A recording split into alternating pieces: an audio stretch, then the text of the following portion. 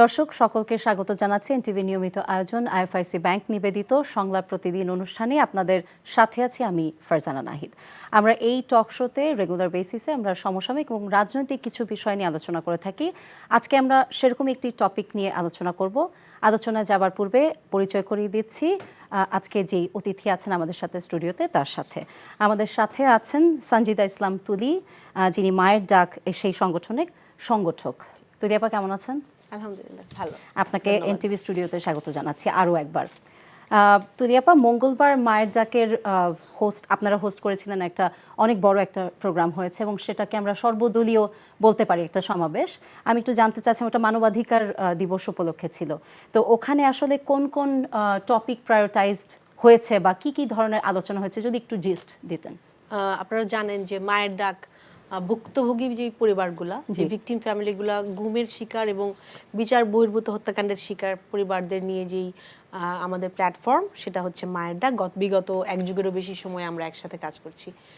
তো এইবার আন্তর্জাতিক মানবাধিকার দিবস, সেটা 10ই ডিসেম্বর ছিল, সেটাকে সামনে রেখে আমরা একটা প্ল্যাটফর্মটার থেকে আয়োজন করি। কারণ ভুক্তভোগী যারা বিগত 15 বছরে ফ্যাসিস্ট রেজিমের সময়টাতে আসলে সামনে আসতে পারেনি এবং বলতেও পারেনি যে তাদের সাথে আসলে কি কি করা হয়েছে।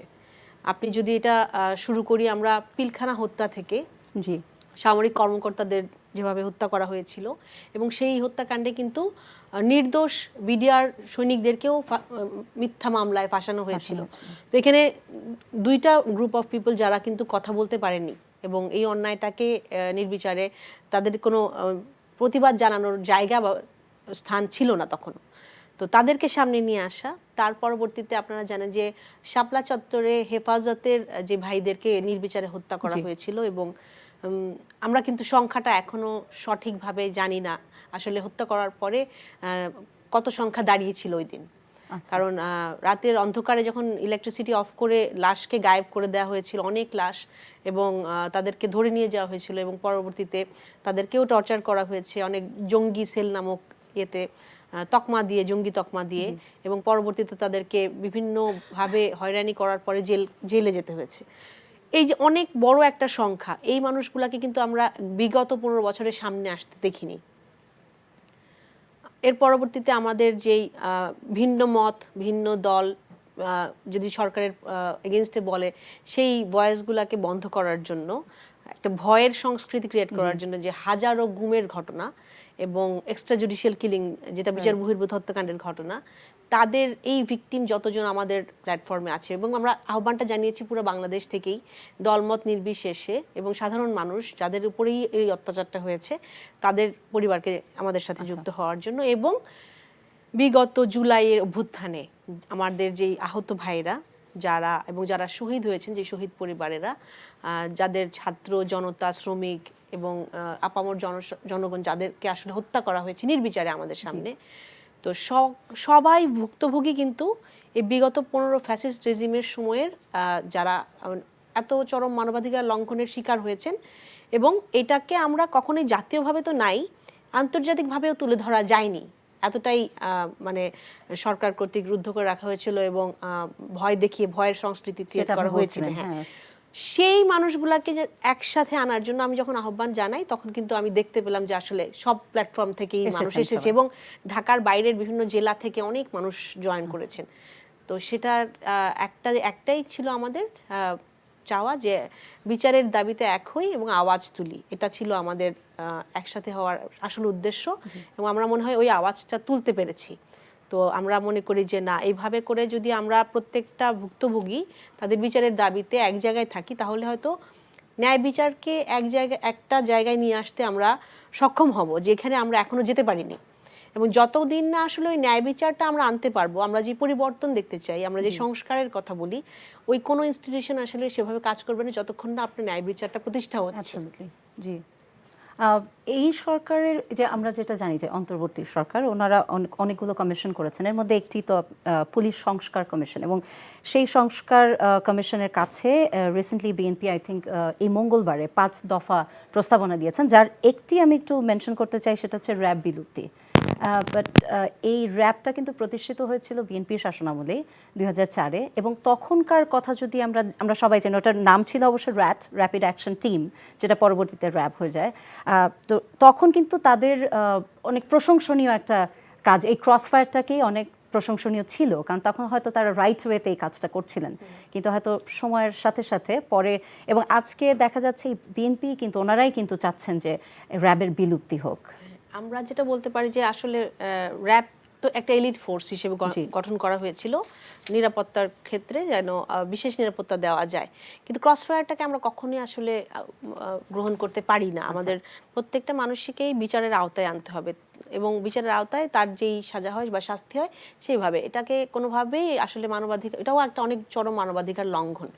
এবং পরবর্তীতে র্যাবের যে কার্যক্রম, প্রথমের ফেজটার পরে বিশাল বড় একটা ফেজ, যেটা বিগত 15 বছরের বেশি সময়, সেই সময় র্যাবের যে ইনভলভমেন্ট প্রত্যেকটা মানবাধিকার লঙ্ঘন, যেটা বললাম গুম এবং বিচার বহির্ভূত হত্যাকাণ্ডের ক্ষেত্রে, সেখানে ম্যাক্সিমাম নাম্বার অফ কেস যেগুলো হচ্ছে র্যাব ইনভলভ ছিল, এবং উইথ ইউনিফর্ম অ্যান্ড আর্মস।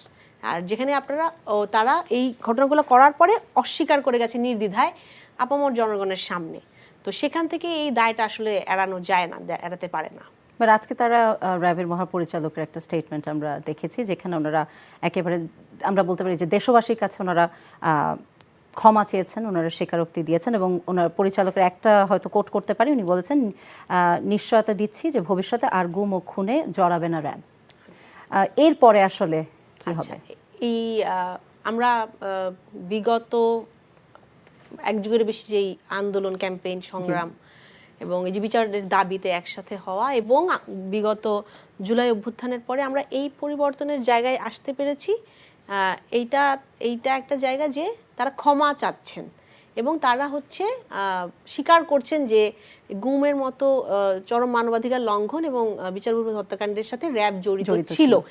এই জায়গাটায় আমরা আসতে পেরেছি, যেখানে আসলে আওয়ামী লীগের মতো একটা ফ্যাসিস্ট দল কিন্তু এখনো ক্ষমা চায়নি বাংলাদেশের কাছে বা সাধারণ মানুষের কাছে। তো সেই ক্ষমার জায়গাটা আমরা আসতে পেরেছি, কিন্তু বিগত সময়ে যেই অন্যায়গুলো হলো, যেই গুমের মতো, যে বিচার বহির্ভূত হত্যাকাণ্ডের মতো যেই ঘটনাগুলো হলো, সেটা ক্ষমার দাবি রাখে কিনা সেটা আসলে সুষ্ঠু বিচার এবং তদন্তের মাধ্যমে এখানে সামনে আনতে হবে, এবং প্রত্যেকটা সত্যকে সামনে আনতে হবে। এবং তখনই আসলে এটাকে আমরা এমন জায়গায় নিতে পারবো যে আমরা বিচার প্রক্রিয়াধীন হলে জানতে পারবো, এবং সত্যটা সামনে আসার পরে পরিবারগুলো জানতে পারবে তাদের স্বজন বা পরিবারের মানুষের সাথে কি করা হয়েছে। এবং এটা র্যাবের দায়িত্ব, যদি তারা এখন এই শিকারের জায়গাটায় আসে এবং সত্যিই চায় যে না তাদেরকে বিচারের আওতায় আনা হোক, তাহলে তৎকালীন সময়ে যারা দায়িত্বপ্রাপ্ত ছিলেন, যাদের এগেনস্ট অ্যালিগেশনগুলা, সেই মানুষগুলাকে আসলে সামনে আনা, এবং প্রত্যেকটা গুমের পিছনে যেই বাহিনীর যেই কর্মকর্তা কর্মচারী যারা ছিলেন তাদের প্রত্যেককে বিচারের আওতায় আনা, এবং ভুক্তভোগী যে পরিবার তাকে জানানো সেই মানুষটা কোথায় আছেন, সিক্রেট ডিটেনশন সেলে আছে, জীবিত আছেন, আর যদি জীবিত না থাকেন তার সাথে কি করা হয়েছিল, এই পরিবারগুলোর জানার অধিকার আছে। এবং এটা তাদের দায়িত্ব এখন বর্তায় যে তাদেরকে দেখানো এই মানুষগুলোর সাথে কি হয়েছে, তাদের কি কোনখানে সমাধিস্থ করা হয়েছে, তাহলে সেই জায়গাটা দেখিয়ে দিই, ফ্যাক্টসগুলো সামনে আনতে হবে। আরেকটা যেটা হচ্ছে যে শুধুমাত্র সেটা না, এবং প্রত্যেকটা যে সিক্রেট ডিটেনশন সেলগুলার মানুষগুলা তাহলে কোথায়, এটাও তাদেরকে জবাবদিহি করতে হবে, এই মানুষগুলোর সাথে কি করা হয়েছে, এবং প্রত্যেকটা সিক্রেট ডিটেনশন সেলকে যেন উন্মুক্ত করা হয়, এবং পাবলিকলি এটা ডিসক্লোজ করা হয় যে এইখানে এই জায়গায় সিক্রেট ডিটেনশন সেলগুলো এভাবে ছিল। আমরা জানি ক্যান্টনমেন্টে অনেক সিক্রেট ডিটেনশন সেল ছিল দেশব্যাপী। ক্যান্টনমেন্ট যখন বলছেন তুলি আপা, এখানে তো সেনাবাহিনীরও দায়িত্ব আছে। র্যাবের মধ্যে আমি ওখান থেকে আসতে যাচ্ছি, আসলে আপনি র্যাবের জায়গাটা, র্যাবের মধ্যে তো প্রত্যেকটা বাহিনীর লোক আছে, এবং এখানে সেনাবাহিনীর অনেক অনেক বড় একটা দায়িত্ব আছে। যখন আমরা দেখতে পাই যদি পুলিশ স্বীকার করলো, র্যাব স্বীকার করলো, এখন সেনাবাহিনী ওটার মধ্যে থাকার পরেও আমরা কিন্তু তাদের তরফ থেকে কোনো জবানবন্দি বা স্বীকারোক্তি পাচ্ছি না এখনো কেন চুপ তাহলে? হ্যাঁ, আর একটা বড় অংশ যেটা আয়নাঘর বলেন বা সিক্রেট ডিটেনশন সেল বলেন, যেটা ক্যান্টনমেন্টে, সেইগুলার তথ্যকে কেন আমরা সামনে আনছি না? আমরা সেখানে সেই দায়টা কি আমাদের নেই? সেই আমাদের সেনাবাহিনীর উপরে তো আমাদের আসলে মনে হয় যে তারা যদি চায় ট্রান্সপারেন্ট থাকতে জনগণের কাছে, ভিকটিম ফ্যামিলিগুলোর কাছে আমার মনে হয় যে এটা তাদের উপরেও বর্তায় যে জানানো আয়নাঘরে কোন কোন জায়গায় কে কে ফুল ডিসক্লোজার যেটাকে বলে, যে সেই জায়গায় নিয়ে আসা প্রত্যেকটা কেসকে এবং প্রত্যেকটা পরিবারকে জানানো তার স্বজন, তার ভাই, তার বাবা বা সন্তান কোন কোন সেলে কিভাবে ছিল, কোন টিমের আন্ডারে ছিল, কারা এদের সাথে জড়িত ছিল এবং সেইখান থেকে তাদেরকে কি করা হয়েছে, তারা কোথায়, ওই আয়নাঘরের মানুষগুলা কোথায়, এই যে ফুল ডিসক্লোজারে তাদের দায়িত্ব নিয়ে, অ্যাকাউন্টেবিলিটি নিয়ে আমার মনে হয় আসা দরকার। কারণ যখন পুলিশ আর র্যাব বলে, এটা আসলে তারা আর কোনো জায়গায় থাকে না যেখানে আসলে ডিনাই করতে পারে। জি, অ্যাবসলিউটলি। আমি একটু জানতে চাচ্ছিলাম যে আমাদের যে গুম কমিশন হয়েছে, এনাদের কার্যকারিতা এখন কোন পর্যায়ে আছে? আপনার কাছে কতটুকু ইনফরমেশন আছে যদি একটু আপডেট। এর আগে আপনি বলেছিলেন যখন এসেছিলেন, কারণ এখন তো অলমোস্ট আমি যদি বলি যে অন্তর্বর্তী সরকারের 4 মাসের মতো হয়ে গেছে, ওনাদের কার্যকারিতা সম্পর্কে। অন্তর্বর্তীকালীন সরকারের সময় এই কমিশনটা অগাস্টের মধ্যে গঠন করা হয়, কিন্তু পরবর্তীতে আমরা দেখি যে তারা একটা নোটিশ দেন এবং বিজ্ঞপ্তির ভিত্তিতে পুরা দেশ থেকে আমার জানা মতে 1600-র বেশি আবেদন জমা পড়ে এবং এই নাম্বারটা তারা মেয়াদটা আরেকটু বাড়িয়ে নিয়েছে এবং আমার মনে হচ্ছে তারা আশা করছেন যে আরও অনেক আবেদন জমা পড়বেন এবং একটা প্রক্রিয়াধীন কার্যক্রম চালিয়ে যাচ্ছেন তারা। যেমন ভিকটিমদের কাছ থেকে শুনছেন যে তারা ঘটনা বর্ণনাগুলো, কিছু মানুষ আছেন যাদেরকে গুম করা হয়েছিল আর ফিরত এসেছেন, তাদের কাছ থেকে জানতে পারতেছেন যে সিক্রেট ডিটেনশন সেলগুলো কেমন, তাদের প্রক্রিয়াধীন অবস্থায়, এবং আমরা আশা করছি হয়তো তারা একটা রিপোর্ট দিবেন ডিসেম্বরে, সেখান থেকে চিহ্নিতকরণ বা জানা যাবে যে কোন কোন ঘটনায় কারা কারা জড়িত ছিল। কিন্তু এইটাকে আরও স্পষ্ট এবং ক্লিয়ার করা দরকার আমার মনে হয় কমিশনের তরফ থেকে। প্রত্যেকটা ভিকটিম ফ্যামিলি আসলে অনেক বছর অপেক্ষা করে আছে এবং অনেকটা আমাদের আশা এবং আমাদের অনেক বড় একটা ক্যাম্পেইনের ফলে কিন্তু আমরা ফলস্বরূপে যে একটা কমিশন ফর্ম করতে পেরেছি ইনভেস্টিগেশনের জন্য।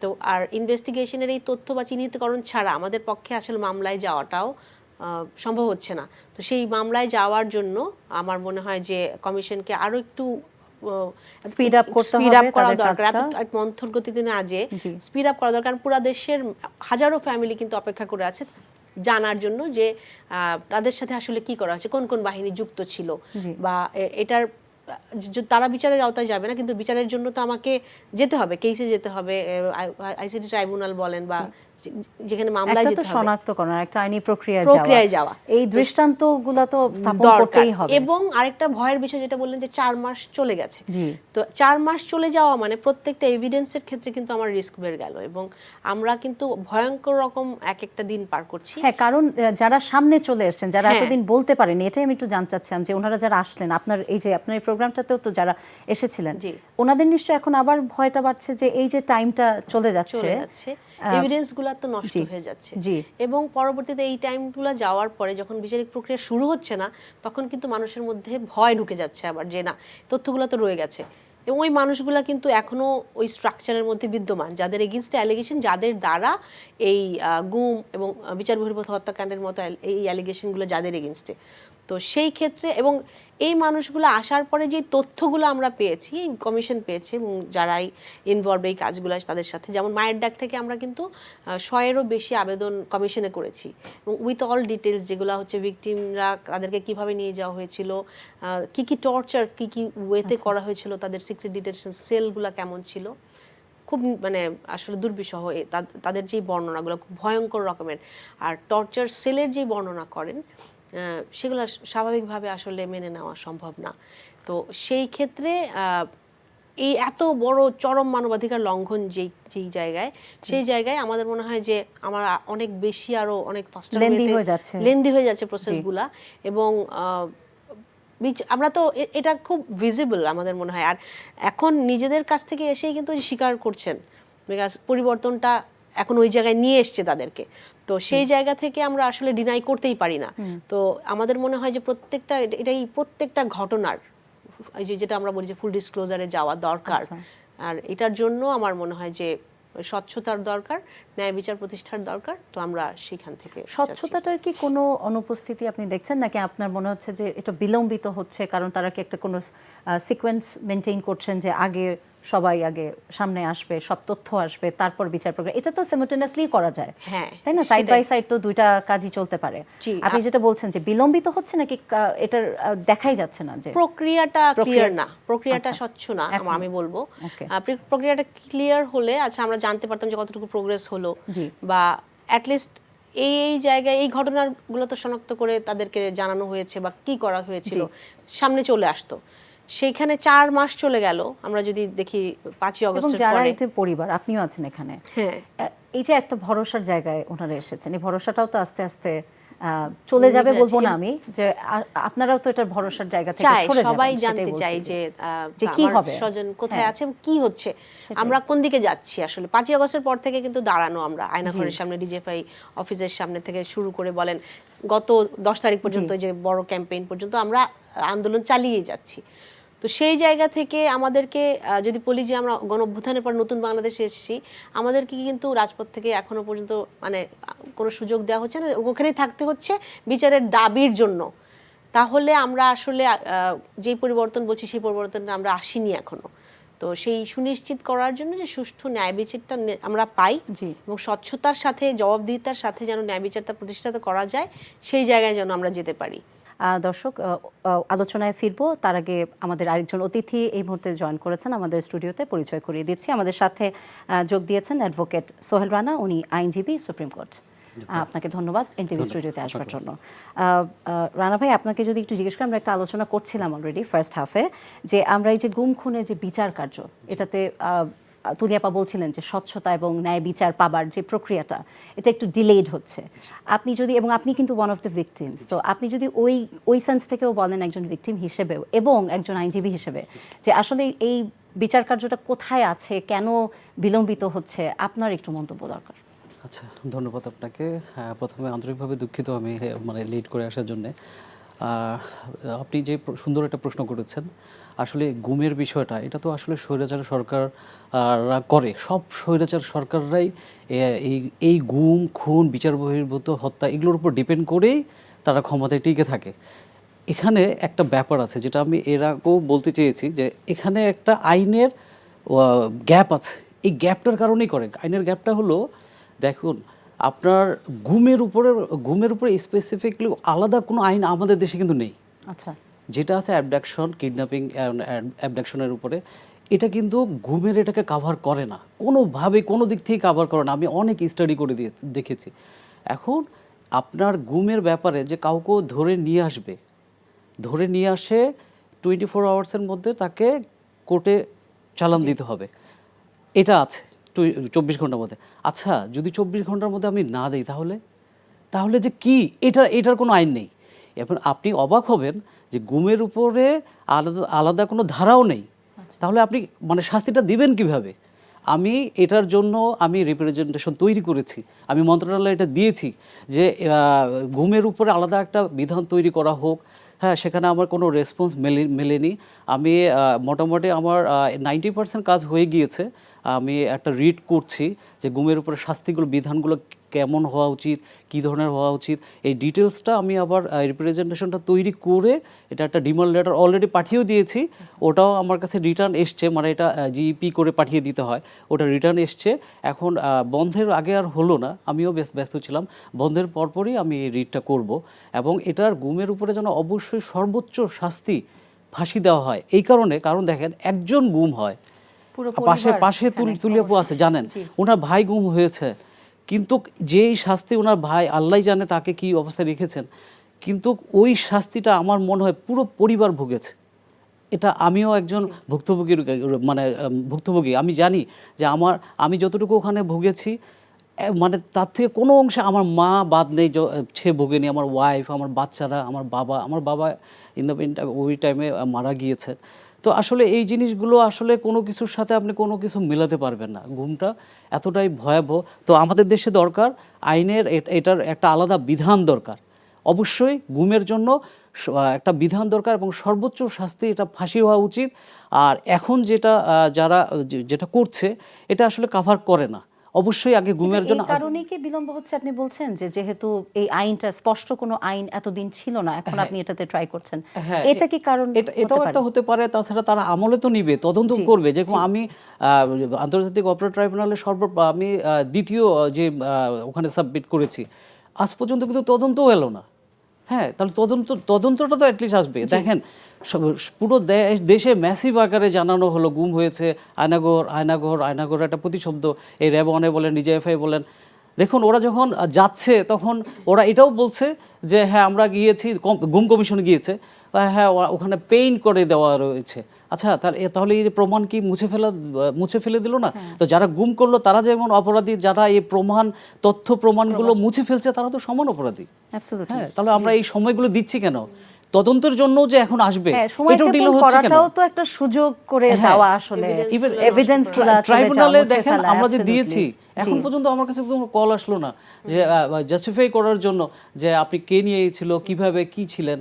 এবং এগুলো যদি আমরা তো বলতে পারছি না, এগুলো তো আমাদেরকে অফিসিয়ালি আমাদের কাছে এই তথ্যগুলো নিতে হবে। এখনো তো কোনো কিছু নাই, তাহলে আইনের বিষয়টা তো আছে। আইসিটি ট্রাইব্যুনালের ক্ষেত্রে, যেটা ইন্টারন্যাশনাল ক্রাইম ট্রাইব্যুনালের ক্ষেত্রে যেমন এনফোর্স ডিসঅ্যাপিয়ারেন্সটা যেটা ভাই বলেন ছিল না, কিন্তু সেটাকে আবার সংযোজন করা হচ্ছে ক্রাইম এগেইনস্ট হিউম্যানিটির আন্ডারে। তো যেখানে এখন গুমের ক্ষেত্রে এই কেসগুলো তারা নিতে পারবেন এবং পরবর্তীতে ইনভেস্টিগেশনে যেতে পারবেন। তো সেটা খুব রিসেন্টলি হয়েছে। তো সেই এনফোর্স ডিসঅ্যাপিয়ারেন্সের যে সংযোজনটা হলো, তো সেটার এগেইনস্টে তার ইনভেস্টিগেশনটা কোথায় শুরু করবেন বা কোন বাহিনী, হয়তো সেই জায়গাতেই বিলম্বিত হচ্ছে, বাট যেটা খুব ফাস্টার ওয়েতে হওয়া দরকার। এবং ট্রাইব্যুনাল এবং তাদের ইনভেস্টিগেশন টিমের ইন্টারোগেশন ছাড়া আসলে কারো এখতিয়ার নাই, যারা কর্মরত আছে, যারা অলরেডি বিভিন্ন বাহিনীতে আছে, তাদেরকে নিয়ে আসা এবং ওই সম্পর্কে জানাটা।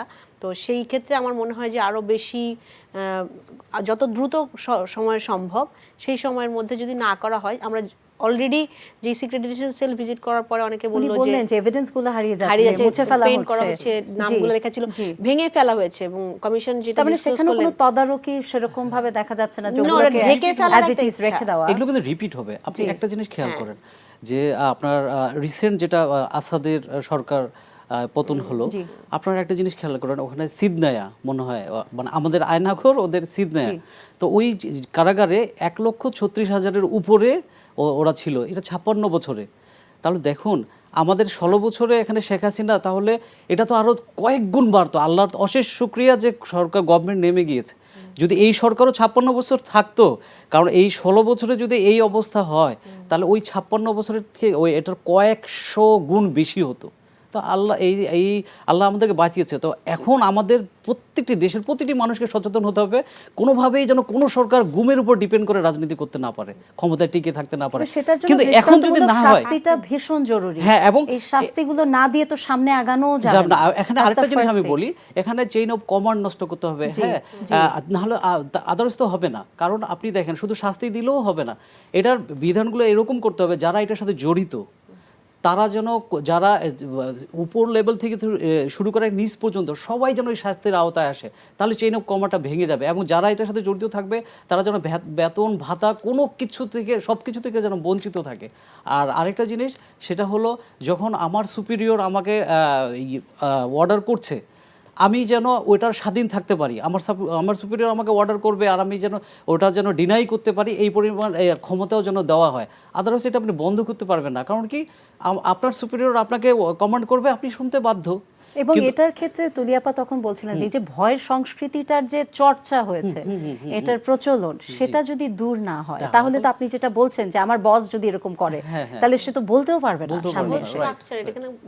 যেমন এইরকম অন্যায়ের ক্ষেত্রে রাষ্ট্রীয় বাহিনী কর্তৃক যখন হয়, তখন সর্বোচ্চ প্রধানমন্ত্রী থেকে শুরু করে একদম রাষ্ট্রীয় বাহিনীর প্রত্যেকটা কর্মকর্তা এবং নিম্ন পর্যায় পর্যন্ত সবাই জড়িত। অনেক বড় মেকানিজম, এবং প্রত্যেককে আমরা যখন বিচারের আওতায় আনতে পারবো, আমরা কিন্তু তখনই ন্যায় বিচারটা আসলে সামনে আনতে পারবো। এবং যতক্ষণ না আমরা আনতে পারছি, ততক্ষণ না আমরা মানুষের কাছে, জনগণের কাছে এইটা পৌঁছাতে পারছি যে কি হয়েছে, সত্যটা তুলে ধরা, যেটা এখন পর্যন্ত হচ্ছে না। আর আরেকটা হচ্ছে যে পরবর্তীতে এই যে এরকম সিক্রেট ডিটেনশন সেলগুলা, এগুলো যেন না থাকে, ডেমোলিশ করে দেওয়া। কারণ হচ্ছে এটা অনেক বড় একটা জায়গা, কারণ এই যে পরবর্তী আর কেউ ফ্যাসিজম না কায়েম করুক, পরবর্তী আর কেউ সাহস না করুক, এমন দৃষ্টান্তমূলক ব্যবস্থা, শাস্তির ব্যবস্থা করা যে আর কেউ সাহস না করে আরেকজনকেও গুম করার। আর সিক্রেট ওই এক্সাম্পলটা ক্রিয়েট করতে হবে যে হ্যাঁ এটার জন্য কি হয়েছে। নাও সিক্রেট ডিটেনশন সেলগুলো যদি ধরেন যে ডিজিএফআই এ ছিল 23টারও বেশি ক্যান্টনমেন্ট এরিয়াতে, র্যাবের ছিল এরকম অনেক, তার মধ্যে ডিবি পুলিশের যে অনেক, পুরো বাংলাদেশে ধরেন 100-এরও উপরে সিক্রেট ডিটেনশন সেল, যেটা আয়না ঘর বলি আমরা। বাট এইগুলা যদি পাবলিকলি ওপেন করা না হয় এবং এর মধ্যে আসলে মানুষ কোথায় আছে বা নাই তাদেরকে মুক্ত করা না হয় এবং সামনে তুলে আনা না হয় এবং এগুলাকে যদি রেখে দেওয়া হয়, আমার মনে হয় প্রক্রিয়াটা কিন্তু আবার অন্য কেউ এসে অ্যাপ্লাই করতে পারে, যেটাকে অতি সত্বর মানে পরবর্তী পদক্ষেপে বন্ধ করে দেওয়া উচিত এবং এই তথ্যগুলো সামনে আনা উচিত।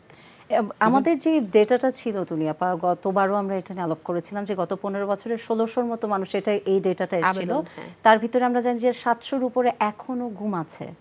এটা যদি আপডেটটা কি আপনার কাছে আছে কিনা? যে 700-র উপরে কেস ছিল বিগত 5ই আগস্টের আগে, রাইট, কারণ এখন 5ই আগস্টের পরে কিন্তু অনেক মানুষ মুখ খুলতে শুরু করেছে, কিন্তু 1600 আসলে নাম্বারটা না, নাম্বারটা কিন্তু আরো বেশি। যখন আমরা বিভাগীয় পর্যায়ে এখন যাচ্ছি, আমাদের একটা ক্যাম্পেইন চলছে, বিভাগীয় পর্যায়ে যখন যাচ্ছি দেখছি যে অনেক মানুষ এখনো সামনে আসেনি এবং তারা ভয় পাচ্ছে তথ্যগুলো আনতে, এই দ্বিধাতে যে আসলে বিচার পাবে কিনা।